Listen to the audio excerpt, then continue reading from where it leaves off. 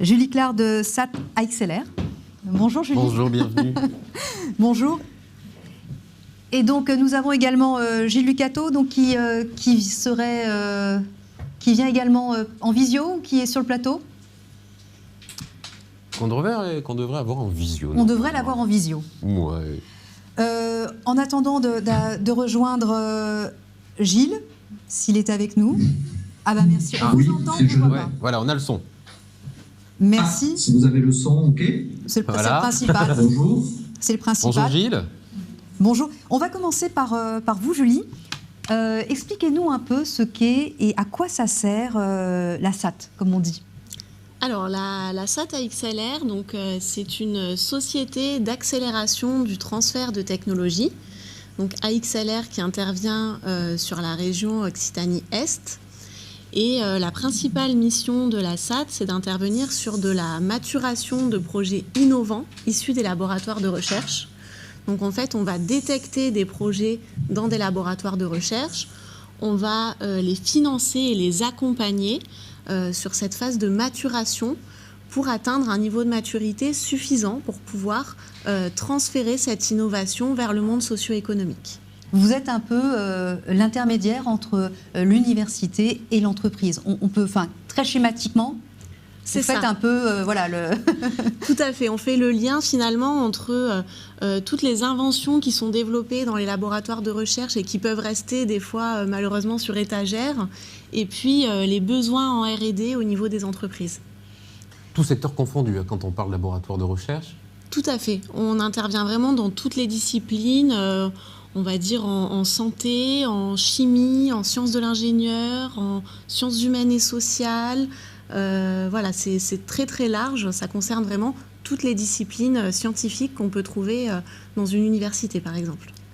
Merci. Et vous, Gilles, expliquez-nous un peu comment ça se passe. Eh bien, pour ce qui concerne ADOC, on accompagne des entreprises de la région sur 4 volets que sont l'attractivité, donc celle-là elle vient en région, l'export, la croissance et l'innovation. Si vous voulez quelques chiffres, à peu près tous les ans, on accompagne à peu près 3 000 entreprises, excusez-moi, qui représentent 1500 projets au total, des projets donc d'export, de croissance ou d'innovation. Concrètement, quand vous dites accompagnement, ça veut dire quoi? Oui, alors là, ça veut dire mettre en relation les entreprises avec des ressources qui peuvent être des ressources financières de la région, par exemple, ou de BPI, ou d'un ministère, ou de l'Europe.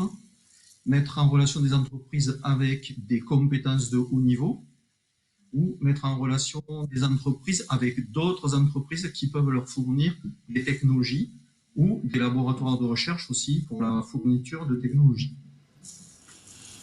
Merci. Julie, est-ce que vous pouvez nous expliquer concrètement l'un des projets que vous avez mené à bien? Comment ça s'est passé? Expliquez-nous un peu quelle est justement la valeur que vous avez pu ajouter.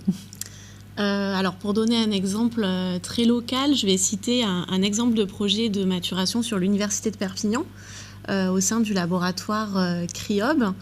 Donc, c'est une équipe de recherche qui avait identifié... Un laboratoire de biologie marine, c'est plus ou moins ça? C'est ça, tout à fait, qui fait de la chimie à partir de molécules d'origine marine, et donc qui avait identifié une molécule avec une activité antibactérienne intéressante pour des applications en aquaculture, et qui n'avait validé l'activité de cette molécule que ce qu'on appelle in vitro, donc c'est-à-dire en boîte de pétri en fait, en laboratoire. Et donc nous on les a accompagnés sur une phase de maturation pour mettre en place une stratégie de propriété intellectuelle. Donc on vient de déposer un brevet sur cette technologie, et également pour faire la preuve de concept de cette technologie en finançant des tests chez le poisson pour démontrer qu'on a bien une activité antibactérienne et que cette molécule peut bien être utilisable en aquaculture. Et à l'inverse, si une entreprise a des besoins de recherche un peu fondamentale qu'elle souhaiterait mener à bien à l'université, est-ce que vous pouvez faire la démarche inverse, demander à tel laboratoire, par exemple de l'université de Perpignan, de faire une recherche précise, d'accompagner une entreprise Oui, alors ça va vraiment dépendre des besoins de l'entreprise. Si c'est de la recherche fondamentale, ça sera plutôt le service de recherche et de valorisation de l'université qui interviendra. En revanche, si c'est vraiment de la recherche appliquée pour développer quelque chose que l'entreprise va pouvoir exploiter derrière, là, effectivement, on peut faire une recherche de compétences dans les laboratoires ou dans les technologies qu'on a déjà en portefeuille pour faire un petit peu matcher avec les besoins de l'entreprise. D'accord. Et vous, Gilles, est-ce que vous pouvez nous expliquer, nous donner un exemple un peu d'une entreprise que vous avez accompagnée, de quelle manière vous l'avez accompagnée et du coup, ce qu'elle a pu obtenir, quelles sont les avancées qu'elle a pu faire grâce à vous? Oui, donc on peut peut-être prendre deux exemples, une petite, une grosse. Une grosse, si on peut dire ça comme ça, c'est Ubisoft donc à Montpellier, qui a lancé il y a un an et demi la création de la version 2 du jeu Beyond Gods and Evil. Donc sur ce jeu-là, il y avait des besoins d'innovation sur la génération et le test de paysages numériques à très grande échelle. Donc ça, c'est assez compliqué à faire. Donc je les ai accompagnés pour trouver les compétences sur cette partie-là. On a fait aussi une évaluation des coûts internes de salaire chez Ubisoft pour produire la partie technologique. Et donc on a, avec la région, trouvé un financement qui s'appelle le contrat innovation. Ils ont pu déposer un dossier à 8 millions d'euros. Ils ont pu obtenir 2 millions d'euros sur ce dossier. Donc ça, c'est un gros dossier. Sur un petit dossier, on vient d'en parler juste avant, c'est Basmi, à Perpignan. Donc, Basmi, on l'a accompagné au CES l'an dernier. Il a obtenu un CES Award. Et sur cet accompagnement, qu'est-ce qu'on fait? On va l'aider à trouver des rendez-vous avec des réseaux de distribution.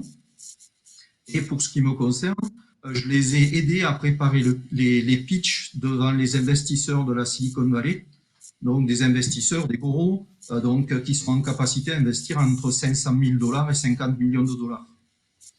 Voilà. Et vous, Julie, quels sont les domaines d'excellence sur lesquels vous pouvez intervenir justement auprès des laboratoires de l'Université de Perpignan? On ne sait pas suffisamment, mais quels sont les domaines ici sur notre territoire d'excellence? Alors, sur Perpignan, il y a quand même de nombreux laboratoires de recherche. En recherche appliquée, on a notamment des travaux qui sont réalisés dans le domaine de l'énergie solaire, sur le développement de biopesticides. On a, voilà, c'est vraiment des thématiques très variées. Et au niveau de la SAT, on intervient également sur l'incubation de projets de création d'entreprises en lien avec la recherche. Donc un petit peu ce qu'on disait tout à l'heure aussi, pour faire le lien entre les besoins de jeunes startups en création et des compétences qu'on pourrait identifier dans des laboratoires. Un exemple ? Alors un exemple, c'est la start-up Sol Couleur qu'on co-accompagne à la SAT avec l'incubateur de l'Université de Perpignan. Donc c'est une start-up qui développe des semelles thermorégulées en fait, qui permettent de produire du chaud ou du froid uniquement avec la pression des pas et qui avait besoin de compétences de haut niveau en modélisation. Et donc, on l'a mise en relation avec un laboratoire de l'université en mathématiques et en physique pour l'aider justement à réaliser cette modélisation. Donc, c'est vraiment des compétences très pointues et très spécifiques. Eh bien, merci. Alors, si on veut faire appel à vos services, il y a un site ? Tout à fait, axlr.com. Donc, c'est le site de la SAT sur la partie maturation, incubation. Et de votre côté, Gilles, si on veut faire appel à vos services, comment ça se passe ? Eh bien, il y a au moins www.agence-adoc.com. adoc.com. Merci Et, beaucoup. Oui. Merci beaucoup. Merci d'être venu sur ce Merci à plateau. Merci. Merci infiniment. Merci à vous.